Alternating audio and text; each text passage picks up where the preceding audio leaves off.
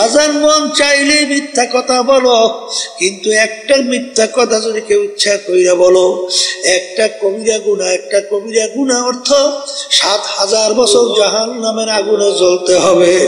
কেউ যদি অন্যায়ভাবে একটা লোককে হত্যা করো, আবাদুল আবাদ জাহান্নামের হুকুম হইয়া যাবে, কোনদিন জাহান্নাম থেকে পাপ মাপ পাবে না।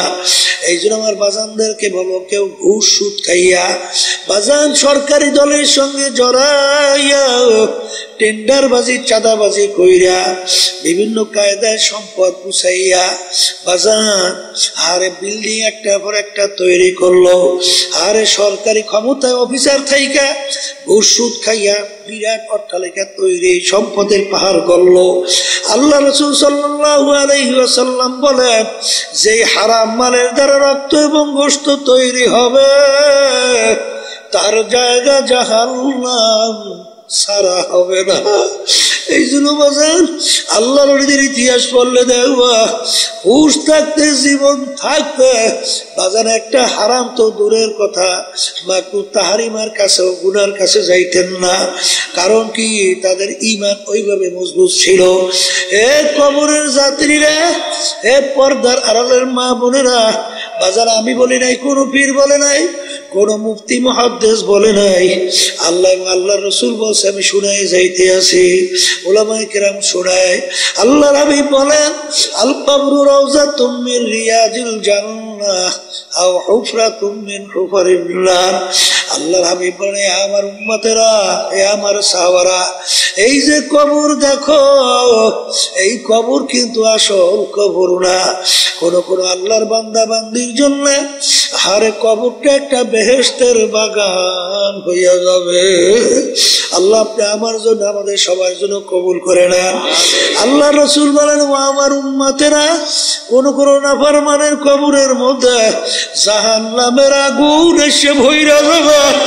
আল্লাহ আপনি আমাকে, আমাদের সবাইকে মাফ কইরা দিয়ে। আল্লাহর হাবিব বলে, ও আমার উম্মতেরা, কোন কোন নাফরমানের কবরের মধ্যে ৯৯ তিননিনা লাউ নুফিকা ফিল আরদি মা আনবাতাত খাদরা। কোন কোন নাফরমানের কবরের মধ্যে একটা না, দুইটা না, ৯৯টা বিষাক্ত সাপ জমা হইয়া যাবে। কিয়ামত পর্যন্ত নাফরমানকে পেঁচাইয়া পেঁচাইয়া ঠোকরাইতে থাকবে। ওই সাপ কেমন বিষধর সাপ হবে। আল্লাহর হাবিব বলেন, দুনিয়ার দিকে মুখ কইরা ফুক দিলে কোনো গাছপালা মাথা জাগাতে পারতো না। নেকের পাল্লা কি করা লাগবে বলেন? ভারী করা লাগবে। কি করা লাগবে? গুনার পাল্লা হালকা হওয়া লাগবে। কথা ঠিক না? ঠিক। এখন নেকের পাল্লা ভারী করতে হইলে এই কি কি কাজ করা লাগবে? বলে আল্লাহর হুকুম নবীর তরিকা অনুযায়ী চলা লাগবে। আস্তে কর। আল্লাহর হুকুম ফরজ, মানা লাগবে। আল্লাহর হুকুম ওয়াজিব, কি করা লাগবে? মানা লাগবে। সুন্নাতে মুআক্কাদা, কি করা লাগবে? মানা লাগবে। এই হারাম থেকে বাঁচা লাগবে। বলেন, হারাম থেকে বাঁচা লাগবে, মাকরুহ তাহরিমা থেকে বাঁচা লাগবে। এমনকি আল্লাহর ওলিরা মাকরুহ তানজির থেকেও বাঁচে থাকবে। কথা ঠিক কিনা? এখন আপনি নেকের কাজ বাড়াইবেন, ফরজ ওয়াজিব সুন্নাত আমল করবেন, এই হারাম তারপর কি মাকরুহ তাহরিমা এর থেকে আপনি বাঁচবেন। এই বাঁচতে হইলেই এই নফস এবং শয়তানকে আগে দমন করতে হবে। কথা হয় না? কারো দমন করা লাগবে? নফস শয়তান, মানুষ শয়তান থেকে বাঁচা লাগবে। এই মানুষ শয়তান কারা?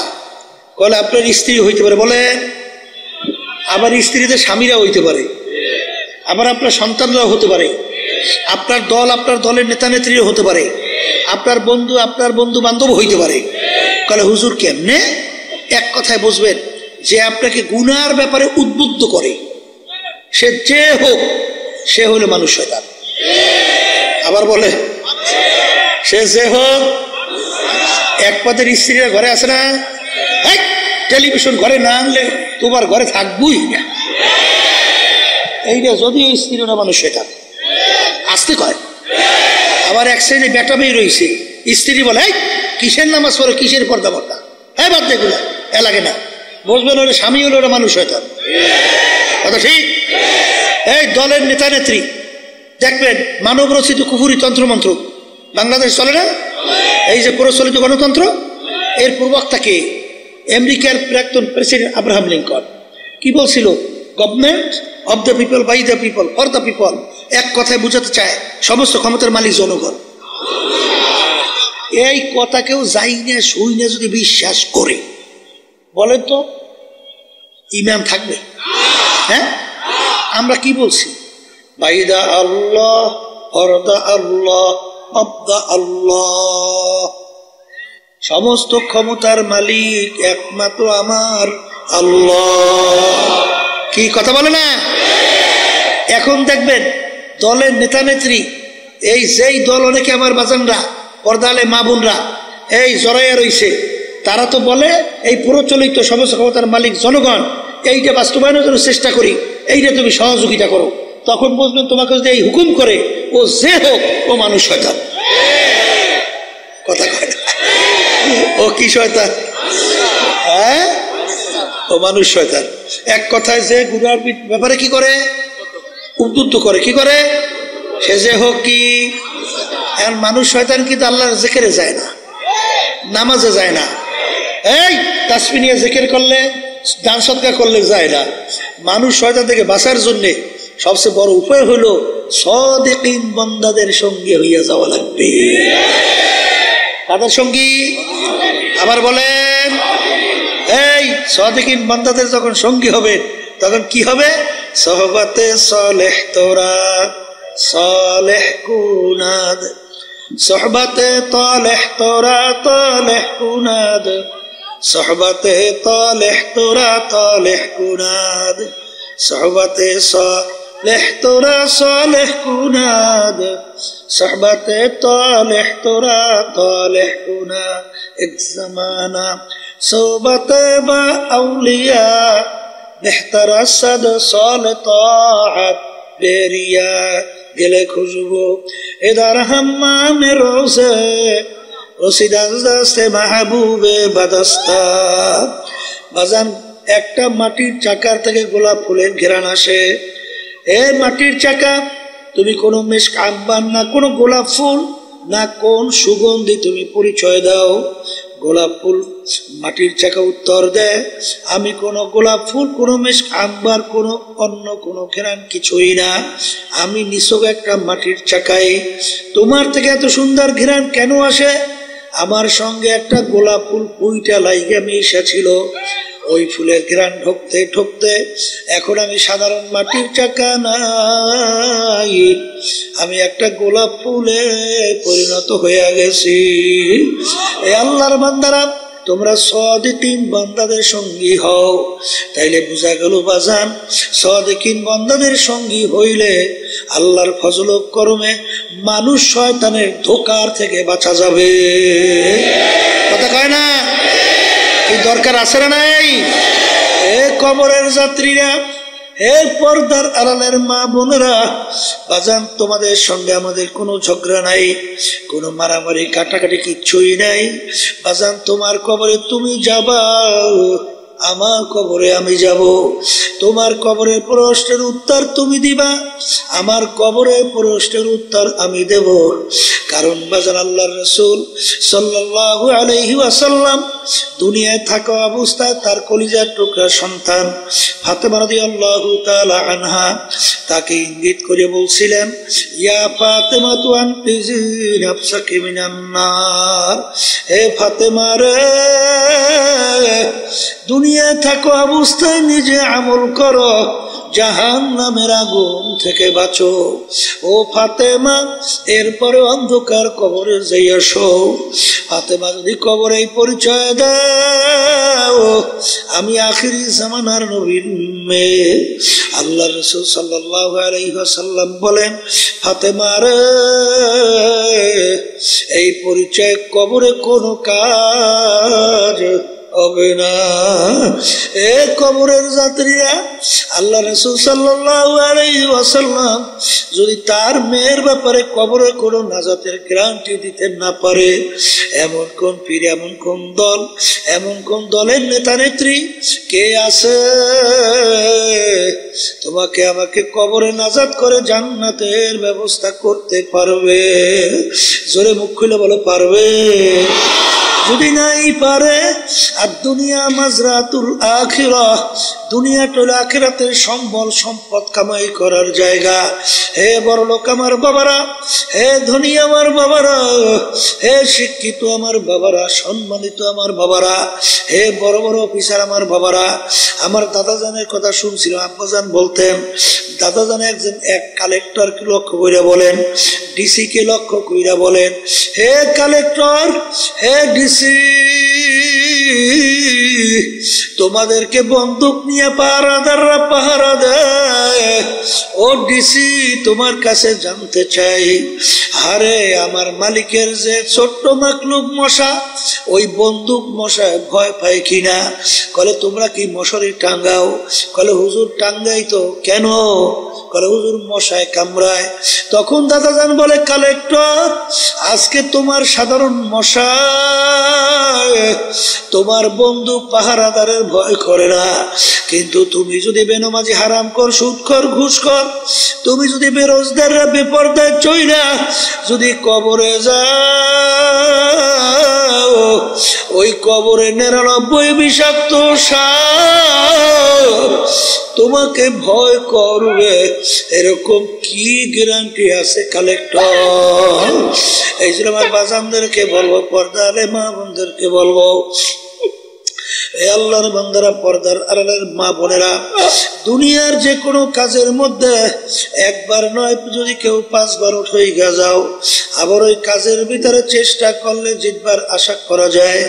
কিন্তু এক কবরের যাত্রীরা, কেউ যদি দুনিয়া থেকে বিদায় নিয়ে কবরে যাও, বাজানার কেউ দুনিয়ার ভিতরে আইসা জিতবার কিন্তু আর আশা নাই।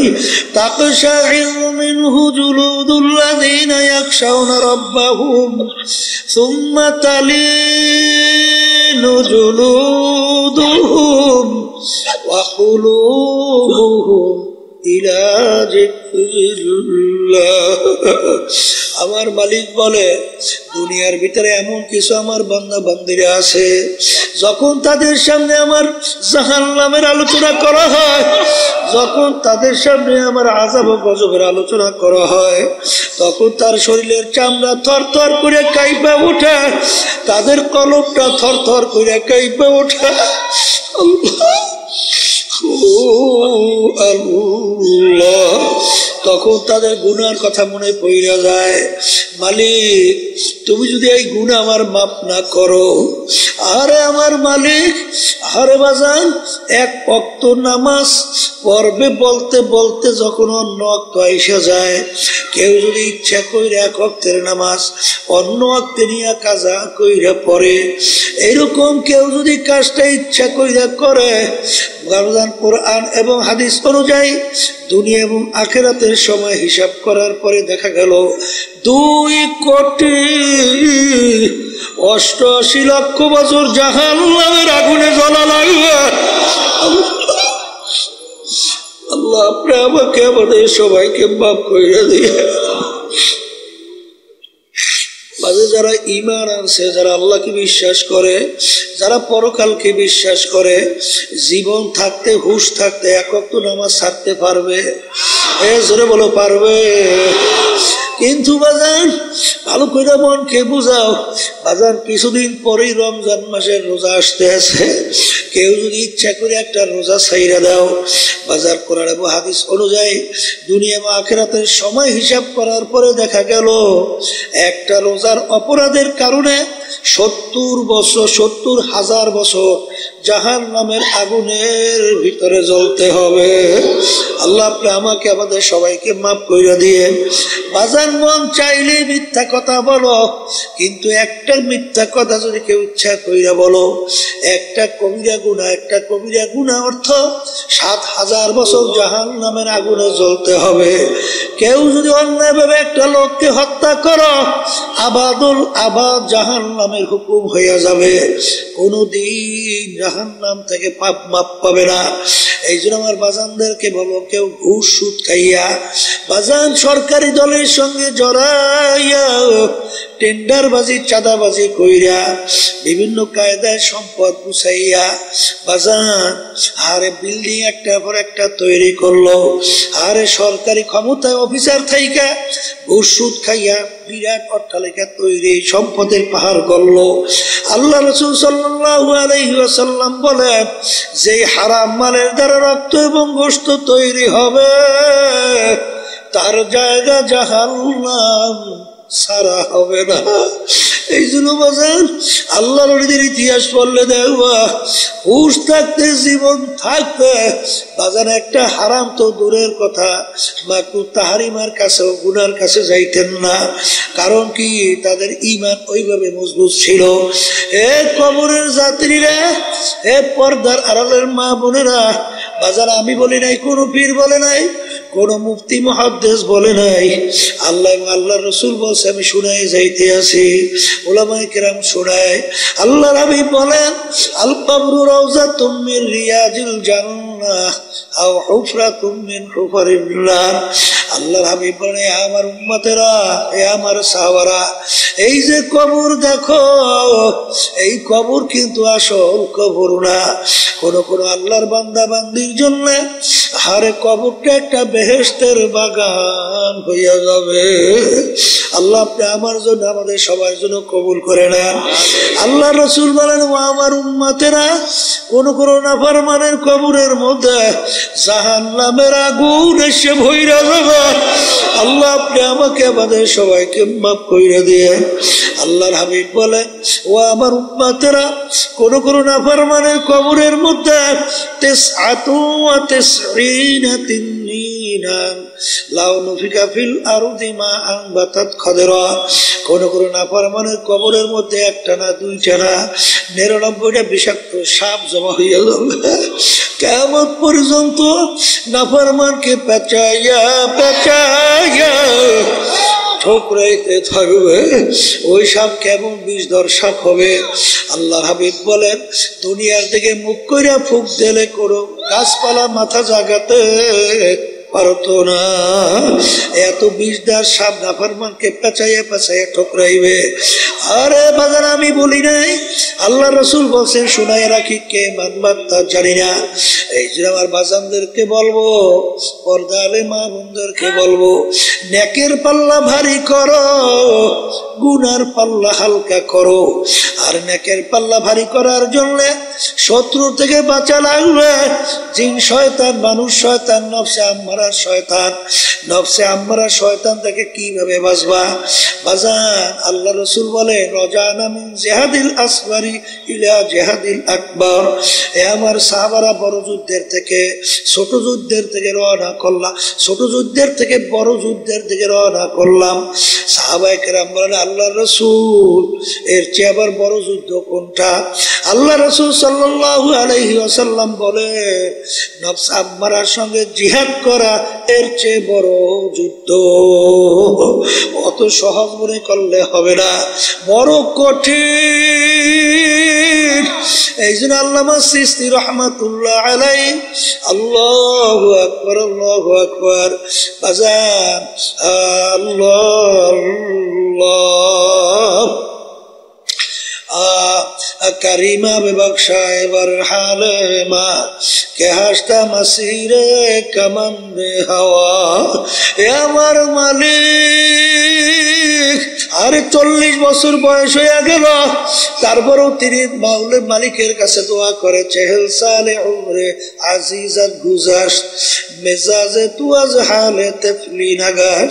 এ আমার দয়ার মালিক, বয়স তো 40 হয়ে গেল, কিন্তু এখন পর্যন্ত সেই ছোট বাচ্চাদের তবিয়ত এখন পর্যন্ত দূর হয় না। মালিক তুমি দয়া মায়া করে তোমার কুদরতি কোলের মধ্যে যদি টান দিয়া জায়গা না দাও মালিক আমার কোন উপায় থাকবে না। এই জন্য আমার ভাইদেরকে বলবো, পর্দারে মা বোনদেরকে বলবো, বাজার আজকে চক্ষু খোলা দুনিয়া স্বাধীনতা পাইছেন বাজার, স্বাধীনতার মধ্যে যা মনে করে তা করবা, আমার মালিক কিন্তু কিছু বলবেন না। কারণ আমার মালিক বলছেন হিল হুমরুয়াইদা, তোদেরকে আমি স্বাধীনতা দান করলাম কেন? লিয়াবলুয়াকুম আইয়ুকুম আহসানু আমালা, পরীক্ষা নেওয়ার জন্য কে আমার হুকুম অনুযায়ী ভালো কাজ করো আর কে আমার হুকুমের বিরুদ্ধাচরণ করো। এই পরীক্ষার জন্য তোদেরকে আমি স্বাধীনতা দান করলাম। এই স্বাধীনতার মধ্যে যে যেরকম ইচ্ছা সেরকম চলবা, আমার মালিক কিন্তু কিছুই বলবেন না। কিন্তু মনে রাখিস কুল্লু নাফসিন যায়িকাতুল মাউত, আমার মালিক তোমার আমার প্রত্যেকের মুখের ভিতরে মৌতের বর্ষি লাগাইয়া আমার মালিক সাইরে দিয়া ঢিল দেয়। বড় মাছের মুখে যখন বর্ষিওয়ালা বর্ষি লাগায়, মাছ লাগার সঙ্গে সঙ্গে দৌড় দেয়। মনে হয় যেন মাছ ডাক দিয়ে বলে, বর্ষিওয়ালা আমি তোমার থেকে সুইটা চলে আসি। আর বর্ষিওয়ালা ডাক দিয়ে বলে, মাছ তুই যত দৌড়াও তোর মুখের ভিতরে আমি বর্ষি লাগাইয়া ছাইরা দিছি। তামাম পুষ্করি পানির ভিতরে ঘুরতে ঘুরতে ঘুরতে ঘুরতে যখন হায়াতের যখন তুই দুর্বল হইয়া যাবি, যখন পানির উপরে পেটটা ভাসাইয়া দিবি, আস্তের উপরে তোকে আমি ধইরা নিয়ে আসবো, আর থাকতে পারবি না। ঠিক বাজার আজকে খোলা দুনিয়ায়, স্বাধীনতার দুনিয়ায়, আজকে টাকার গরমে, ক্ষমতার গরমে, শিক্ষার গরমে, আল্লাহু আকবার সম্মানের গরমে, দলের নেতা নেত্রীর গরমে ধরাকে সরাগে যারা মনে করো না, আমার মালিক বলেন কুল্লু নাফসিন যায়িকাতুল মাউত, তোদের মুখের ভিতরে বর্ষি লাগাই আমি ঢিল দিয়ে দিলাম। যেদিন হায়াতের বেড়া পার করবি, আমার আজরাইল যখন তোর বাড়ির দরজায় সিটি বাজাইয়া বলবে, যত ডাক্তার কবিরাজ তোকে চেষ্টা করুক না কেন, যত ইঞ্জেকশন স্যালাইন পুশ করুক না কেন, রাখতে কিন্তু আর পারবে না। এই নাফরমান এখন দুনিয়ার দিকে তাকাইয়া দেখ, এখন তোর অবস্থান কি? সাদা তিনটা কাপড় দিয়ে তোকে প্যাঁচ দিবে, মাথার ভিতরে, মাজার ভিতরে, পায়ের ভিতরে বাঁধ দিবে। এখন কোথায় তোমার পীরগিরি, কোথায় তোমার মেম্বার চেয়ারম্যান গিরি, কোথায় তোমার এমপি গিরি, কোথায় তোমার মুফতিগিরি, কোথায় তোমার মুহাদ্দিসগিরি, কোথায় তোমার টাকার গরম, কোথায় তোমার ক্ষমতার গরম, কোথায় তোমার শিক্ষার গরম, কোথায় তোমার অট্টালিকার বাহাদুরি, কোথায় তোমার কি? এখন তাকাইয়া দেখো মাথার বান্দা, বুঝা গেল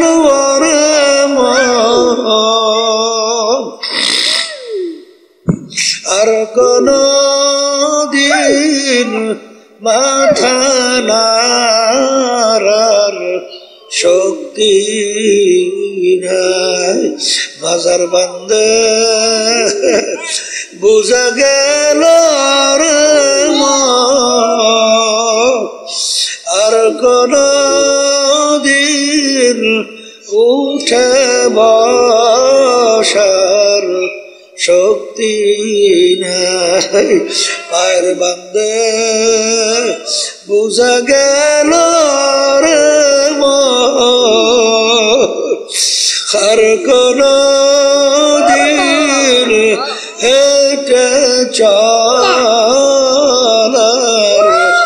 শক্তি নাই।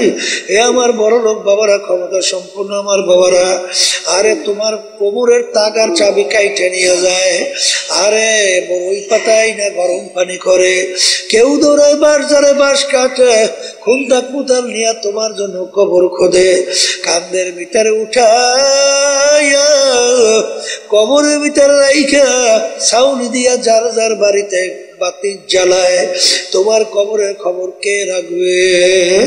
তখন নাফরমান দিক বিদিক হারাইয়া আমার মালিককে ডাকবে, আমার মালিক বলবে নেমো খারাপ, দুনিয়ার ভিতরে তোকে স্বাধীনতা দান করছিলাম, আমার সমস্ত নেয়ামত ভোগ করে তুই বাইচা ছিলি, আমার দেওয়া ব্রেন দিয়ে তুই পড়াশোনা করলি, তারপর তুই বিভিন্ন কায়দা অফিসার হইলি, ব্যবসা বাণিজ্য কইরা টাকা পয়সা সম্পদ মালিক হইলি, অনেক কিছু চেয়ারম্যান মেম্বার গিরি করলি, এমপি গিরি করলি, সভাপতি সেক্রেটারি গিরি করলি, অনেক কিছু করলি। আমি যদি তোর মাথার ব্রেনকে বিগড়াইয়া প্রতিবন্ধী বানাইতাম, তখন তোর কোনো মূল্যই দুনিয়া ছিল না, এই নেয়ামত ছিল আমার দেওয়া। চক্ষু দিয়া দেখো আর কত অন্ধ মানুষ, দুনিয়াটা কোনো মূল্য নাই, আরে বোবা, আর দুনিয়ার কোনো মূল্য নাই। তোকে আমি জবান দিলাম, আমার নেয়ামত ভোগ করলি, চক্ষু দিয়ে আমার নেয়ামত তুই দেখলি, হাত আমার নেয়ামত দেওয়া নেয়ামত দিয়া কাজ করলি, পাও আমার দেওয়া নেয়ামত পা দিয়া হাঁটলি, সমস্ত নেয়ামত ভোগ কইরা বাইসে রইলি, আমার হুকুম মানো নাই, দুনিয়া স্বাধীনতা পাইয়া যায় এরকম তুই আমাকে ভুইলা গেছিলি, এইভাবে তোকে আমি ভুইলা গেলাম। শত বছর আমাকে ডাকবি আর তোর ডাকে আমি সারা দিব না। এ কবরের মাটি দুই পাশ থেকে এমন ভাবে চাপ মারো, এক পাজরে হাঁটি অন্য পাজরে মিশাইয়া দাও, আমার কাছে কোনো খাতির হবে না। এই যে আমার বাজানদেরকে বলবো, পর্দা আলে মা বোনদেরকে বলবো, নেকের পাল্লা ভারী করো, গুনার পাল্লা হালকা করো।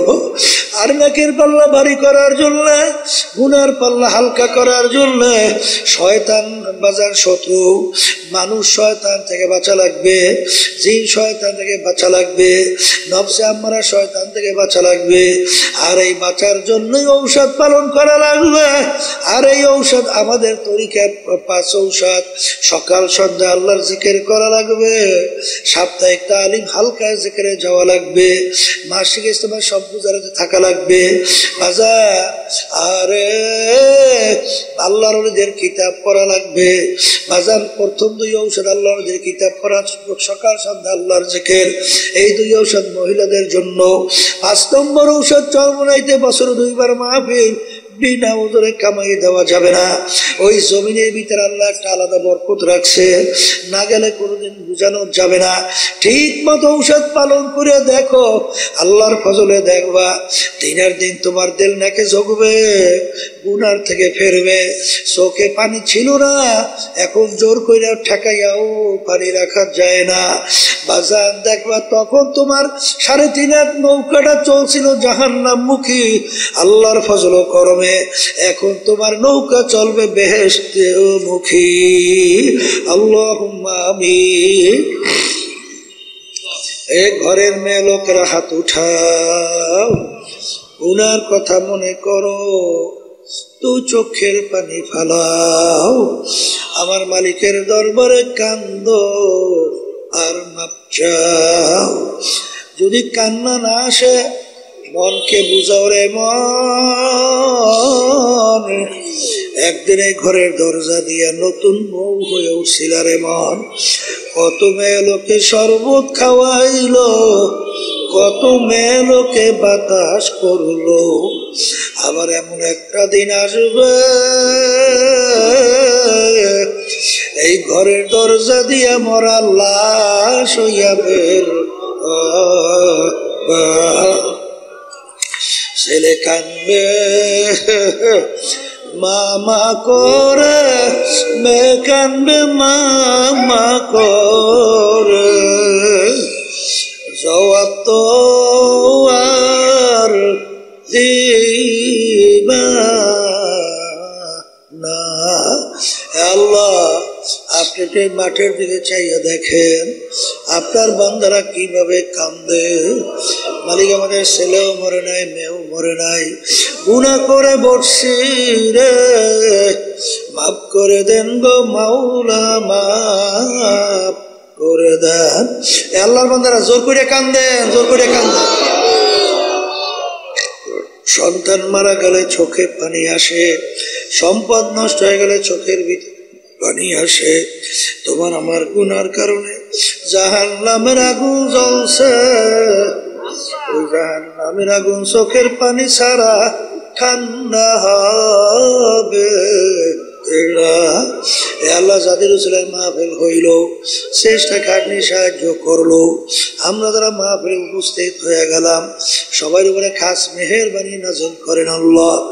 আল্লাহ এই মাদ্রাসাকে আপনি দিনের জন্য কবুল করে নিয়ে প্রয়োজনকে গায়েবে খাজানা দ্বারা পুরা করে দিয়ে আল্লাহ যাদের মাধ্যমে এই মাদ্রাসা হইল, জবিধান করলো, সহযোগিতা করলো, সবাইকে দুনিয়া এবং আখিরাতে সম্মানের ব্যবস্থা করে দিয়ে প্রয়োজনকে গায়েবে খাজানা দ্বারা পুরা করে দিয়ে সমস্ত দিনই সই মাদ্রাসাগুলো কবুল করে নিয়ে মালিক আমাদের আম্মা আব্বা আত্মীয় স্বজন যারা কবরে শুয়ে রয়েছে সবার কবরকে বেহেশতের বাগান বানাইয়া দেন আল্লাহ।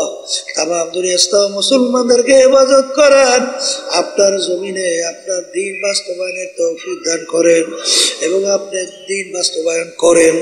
সুবহান রাব্বিকা রাব্বিল ইজ্জাতি আম্মা ইয়াসিফুন ওয়া সালামুন আলাল মুরসালিন ওয়ালহামদুলিল্লাহি রাব্বিল আলামিন।